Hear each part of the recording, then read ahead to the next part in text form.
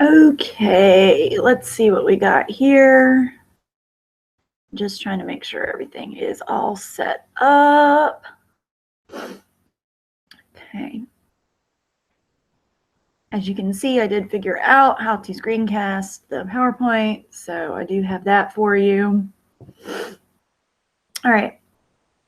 Well, I know that I went through the last stuff that we talked about in class really, really quickly yesterday. So I want to recap just kind of some of the things we were talking about a little bit.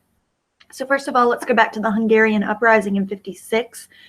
This was a really important moment because it was one of the Eastern Bloc attempting to basically say, we don't want to be a part of this anymore, which if communism is working, you wouldn't get that. And that's why it was such a big deal for Khrushchev to really want to limit that. So the Hungarian uprising, as I mentioned in class, was a big blow to both the Soviet Union and the United States, because the United States, knowing that the Soviets now had nuclear weapons, didn't want to get involved in Hungary. But at the same time, that's what they had promised to do with the Truman Doctrine. So that was a major problem for them. And as I said, the demonstrators had expected the United States to get involved, and they didn't. Okay. So when it is crushed by Khrushchev and the Soviets, a communist rule is set up. And basically, the rest of Eastern Europe was like, all right, I guess we just got to do what the Soviets tell us to do, because nobody's going to help us out. And the United States not going to help us out. And the Soviet Union is going to use force. And that was something they weren't willing to deal with, right? So relationships between the United States and the Soviet Union really did improve slightly under Khrushchev's rule. As I mentioned, Austria, sorry, she barks at everything. So Austria gained independence after being a neutral nation since the end of World War II and the Allied occupation. There is a significant reduction in Cold War tension because of that. I also mentioned the Geneva Summit, which is when the Allies and the Soviet Union meet to discuss arms reduction. Now, I should say that no agreements were made, but again, it's a sign that, things are trying. But Sputnik in 1957 really pushed tensions to an all-new high. Scientifically, it's an unprecedented achievement, right? Like, nobody had ever been to space before. And the fact that the Soviets were able to do it first really kind of was a big blow to capitalism and democracy. And it demonstrated that the Soviet Union was ahead of the United States in terms of technology. And that was a major problem. And that's why the space race really begins in full force. And for the most part, the Soviets are going to be ahead in the space race. They are the first ones to send the satellite into space. They are the first ones to send a living creature into space, a dog. Unfortunately, the dog did not survive, but, do what you do, I guess. And they are the first ones to send a human into orbit. And so for the most part, it really does seem like the Soviets are going to win the space race. And the Soviets are very proud of this, right? Last but not least, I didn't get to mention this on yesterday, but the Soviets are also starting to make a play in terms of imperialism. Khrushchev is going to basically spread his influence into Asia and Africa. So you see this political cartoon down here. We've got Laos, the Congo, Algeria, Ethiopia. These are all obviously former colonies, and the colonies are starting to break away. We'll talk more about that later. But as the colonies are breaking away, the Soviets are starting to increase their influence into these places. And what that's going to mean is that the Soviets are now going to have allies in Asia and in Africa. So this is really important, especially as we are starting to get involved in Vietnam. Laos is very close to Vietnam, so that's a problem. There are still, of course, British and French influences in Africa. So these are all really big deals. So don't lose the fact that the Allies, or the Soviets, are really starting to expand their influence into other parts of the world as well. Now, unfortunately, the relationships between the Soviets and the United States are the relationships that had improved will not stay improved for long. At the early 60s, things started to get really, really tense again. It starts when an American U-2 spy plane crash lands and is shot down over the Soviet Union. Now, this is a really big deal. So Eisenhower is president, and Eisenhower is really denying that this was a spy plane. He's saying, hey, you know, it was just a weather plane. We can't help it. You guys shouldn't have shot it down, blah, blah, blah, blah, blah. And see, what Eisenhower was banking on was the fact that Gary Powers, who was the pilot of the plane, was actually supposed to commit suicide if he was caught, and he didn't. Eisenhower was not aware that Gary Powers had actually been captured by the Soviets. And so they knew exactly what it was, and they knew that Eisenhower was lying to them. So this really is going to increase the tensions. And the Paris summit, there had been a summit that was scheduled in 1960 between Khrushchev and Eisenhower. That is canceled. Khrushchev is notably pissed. Eisenhower looks like a fool. And this is really going to increase those tensions again between the Soviets and the United States and let the Cold War get really, really kind of scary again. It doesn't help that the Soviets decide that the Berlin crisis is becoming too big for them to handle. Between 1949 and 1961, 2 million East Germans were escaping into West Berlin as a safe haven. And the Soviets and the East German government are increasingly getting frustrated by this, especially given the fact that, you know, they're trying to make it out like, oh, everybody's fine in East Germany, but everybody is really pushing to West Germany. In 1961, Khrushchev actually threatens to force an ultimatum to get the Allies out of West Berlin. However, Britain, France, and the United States refuse to leave. And so the East German government builds the Berlin Wall around West Berlin rather than kind of force them out. The Berlin Wall is really insane because what it does, it basically goes up overnight, right? Now you see this wall, it's very tall. It's got barbed wire around the top. There are stations set up where there are people who are, you know, going to be manning those stations and firing at people who try to cross over the wall. And the Berlin Wall really becomes a symbol of East Germany, or East and West, the East and West conflict during the Cold War. It becomes a symbol of the Soviets on one side and the Americans on the other side. The people who are trapped inside of it are supposed to be on our side. However, they're unable to make it through. And this really is going to, first of all, it does end crisis in Berlin, right? It, you know, we don't really have access to Berlin anymore. However, it really is going to become kind of this symbol of the terrible things that are going on in the Soviet Union. The crisis really comes to a head in 1962. So in 1959, Fidel Castro had become the leader of Cuba.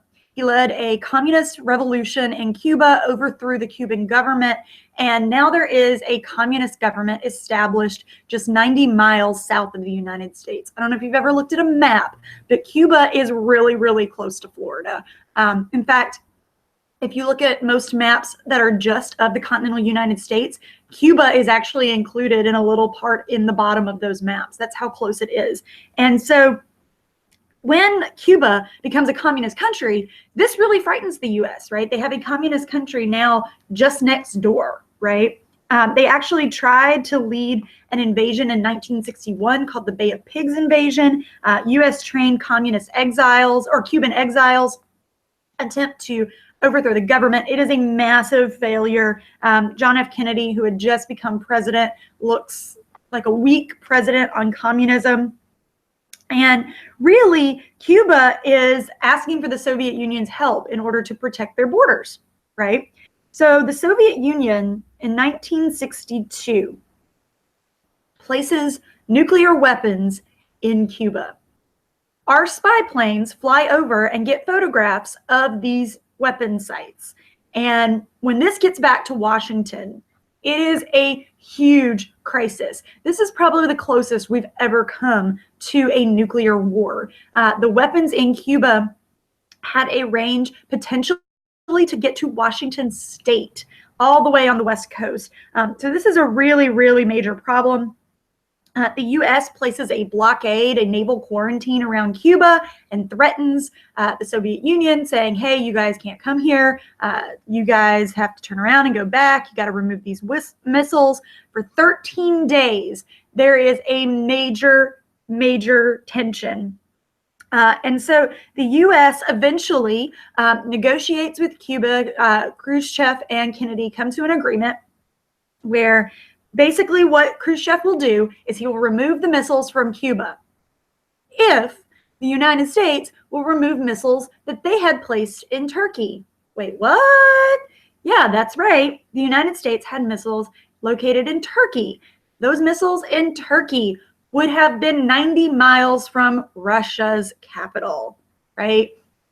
That's a major problem. Basically, they're saying you did the same thing to us.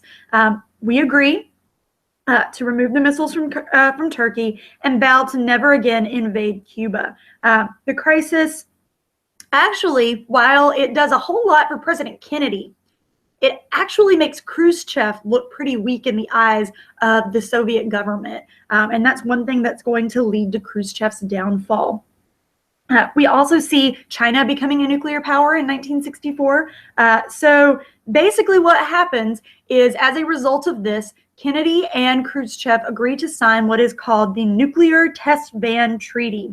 So basically this treaty bans any atmospheric testing of nuclear weapons. So you can't launch them up in the air. So this is historic, right? It's the first time we're willing to ban these nuclear weapons. Now, France actually refuses to sign it because they are in the middle of developing their own nuclear program, and they're not really, in on that. This is a really big deal, okay? However, as I mentioned, in 1964, Khrushchev is really starting to lose some of his power. The government of Russia at the time basically said, you're being really erratic.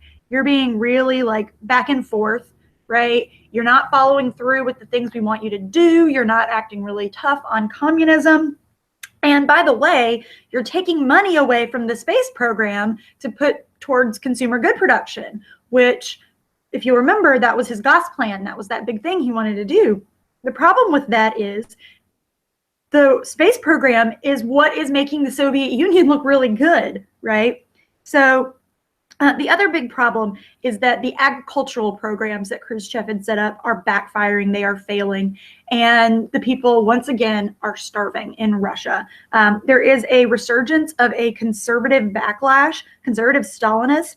And in 1964, in October of that year, they lead to a quiet removal of Khrushchev from office. So he is going to be ousted.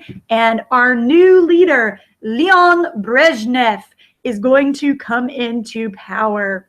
Now, Brezhnev is everything Khrushchev was not. This guy is basically an old school Stalinist leader. If you look at this picture of him here, I think you can tell that he's got that military uniform on with all those medals. I mean, this guy is going to be really hardcore. So where Khrushchev begins the de-Stalination process, Brezhnev begins the re-Stalination process. So this includes a massive arms buildup. It includes a kind of collective dictatorship under Brezhnev, very much conservative Soviet ruling elite here. And all of those nonconformists under Khrushchev who had been allowed to, write books like Dr. Zhivago, they are all, quote, permanently expelled from the country. So anybody who disagrees with Brezhnev got to go, right? So if you think of kind of the way we've gone so far, Lenin is kind of a good leader, Stalin, not so great, Khrushchev, the good liberal leader, Brezhnev is hardcore, not so great again. So it kind of goes back and forth with these leaders of the Soviet Union. So the biggest event that starts under Brezhnev's rule is in 1968, right? So in 1968, Brezhnev, or because of the reforms that Khrushchev had done, there's a lot more liberalization in Eastern Europe. And in Czechoslovakia, the free elections were held in Czechoslovakia, and the Communist Party voted out the Stalinist leader and elected this guy right here, Alexander Dubček. Now, first of all, Alexander Dubček is a communist. Let's keep that in mind. He is a socialist, but he is what they called, or what he wanted to bring to Czechoslovakia was what he called socialism with a human face. That is like his key phrase, socialism with a human face. He sought greater democracy in Czechoslovakia, freedom of speech, and basically he was trying to bring liberal reform. This is known as the Prague Spring, right? So the Prague Spring is this kind of liberalization movement in Czechoslovakia. And the problem is now there is a new hardliner in office in the Soviet Union. And as you can imagine, he is not going to put up with this kind of liberal idea. So Brezhnev sends Soviet troops into Czechoslovakia and invades Czechoslovakia in August of 1968. So Czechoslovakia falls to the Soviet Union and really becomes one of the most hardline communist regimes well into the 1980s. Alexander Dubček is taken out of office, and this begins what's called the Brezhnev Doctrine. So the Brezhnev Doctrine says that the Soviet Union and its allies has the right to intervene in any socialist country whenever they saw a need. So if they felt like the Soviet Union, or if they felt like any one of these Eastern European, Eastern Bloc countries was becoming a problem, they had the right to invade and brutally put it down by force. And that is exactly what he's going to do. It kind of puts the fear of God into the other Soviet countries, and they are definitely going to fall in line with the Soviet regime. So that's Brezhnev, right? Now, Germany is also going to be making some changes in the late 60s and the beginning of the 70s. So this is something known as the Ostpolitik movement. And basically, West Germany, so West Germany is the side we are on, right? So West Germany elects this guy up here in the top right corner, or left corner, named Willy Brandt. So he becomes the West German chancellor from 1969 to 1974. And he really wanted to improve the relationship between Germany and Eastern Europe. He called it his Eastern Initiative, right? And basically, he sought a comprehensive peace settlement for the German question, quote unquote, which is the normalization of relationships between Germany and the Eastern Bloc countries. So he negotiated treaties with the USSR, Poland, Czechoslovakia. He kind of went, tried to kind of normalize East and West Germany, called two German states within one German nation. So they broke with the past and entered direct relationships with East Germany, aimed for kind of some practical improvements, right? So basically he's like, look, if we ever get to reunify, that's great. But if not, you know, at least we can get along with each other, right? He also wanted to bring the Democrats back into power, the Social Democrats, the more liberal party. So he brought Germany's Social Democrats, the SPD, to national power for the first time since the 1920s. So since before Hitler was in power, right? So this is basically a two-party democracy system that's going to be coming into power in West Germany. So the result here that we have is a great reduction of tensions between the East and West, right? This also gives Germany a new leadership role in Europe. It shows Germany as a very strong power, but as a power that is not like dictator power, a power that is a more democratic, a more social welfare power. And that's really important, right? That's going to become a really big deal. So also in the 1970s or the end of the 60s, the United States elects a new leader, which is President Richard Nixon. Now, I know when we mostly think of Richard Nixon, we think of Watergate. But actually, before the Watergate scandal, Richard Nixon and his Secretary of State, Henry Kissinger, who's in that bottom left picture over there, they really wanted to work to kind of normalize relationships with Europe. This is something that they called the Realpolitik movement. If that name sounds familiar, it's because it is a throwback to our favorite guy, Otto von Bismarck, right? It's this idea that we should pursue policies and make alliances on national interest rather than on an ideological worldview. And a lot of this comes in the wake of Vietnam, right? So we've been at war in Vietnam. It's been almost 10 years at this point. And Nixon is like, you know what? Why do we care about Vietnam so much? Nobody could find Vietnam on a map before we went to war in Vietnam. And we are wasting all of this money, all of these lives to go to war in a country that, quite frankly, isn't going to do anything for the United States, right? Whereas, on the other hand, China and the Soviet Union are becoming these majorly powerful countries, and we've been refusing to negotiate with them all this time. This is dumb, right? They're communists. We just got to accept that. We got to accept the fact that these guys are changing this worldview. And so what he comes up with something called the détente movement. So détente means the easing of tensions, right? So in order to represent these easing of tensions, Nixon actually visits both China and the Soviet Union. He is the first president to do so since they became communist countries. So that is a really big deal, kind of trying to draw those relationships closer. When he visits Moscow in 1972, so you see that picture down there of him shaking hands with Brezhnev, they sign a treaty called the SALT I Treaty. So SALT stands for Strategic Arms Limitation Treaty, and this is a treaty to stop making nuclear ballistic missiles. This reduces the nuclear power in the world, and the idea is that we are going to ease these tensions again, right? So that's a really big, big deal. Lastly, in 1975, there is something called the Helsinki Conference. So that is spelled Helsinki.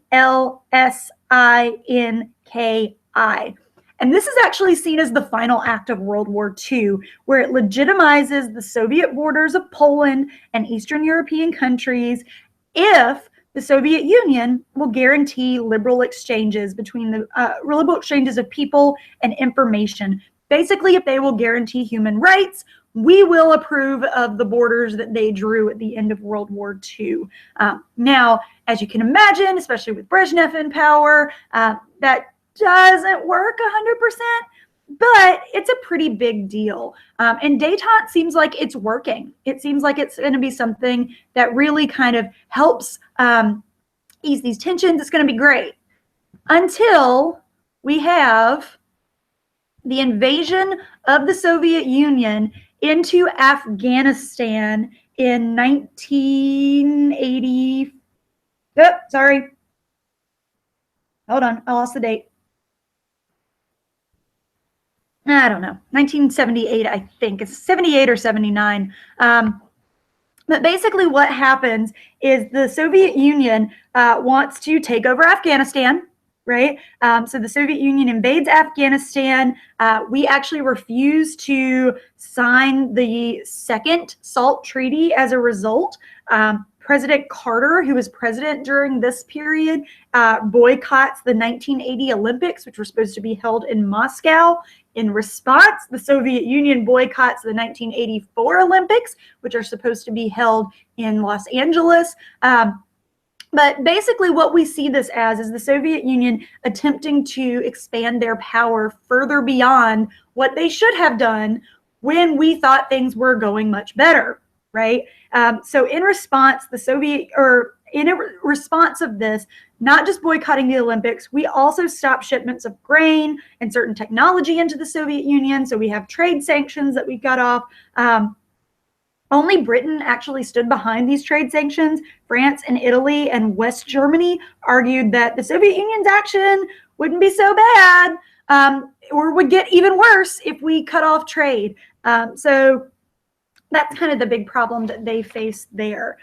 So this is where we will end the lecture for today, wrapping up just the end of the 1970s. Hope this kind of gave you a good picture of the Soviet Union and kind of what was going on.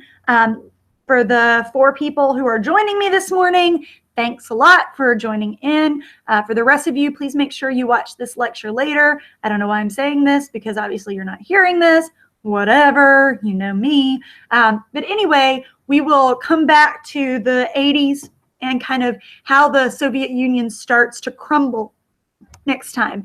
See you guys soon. Bye-bye.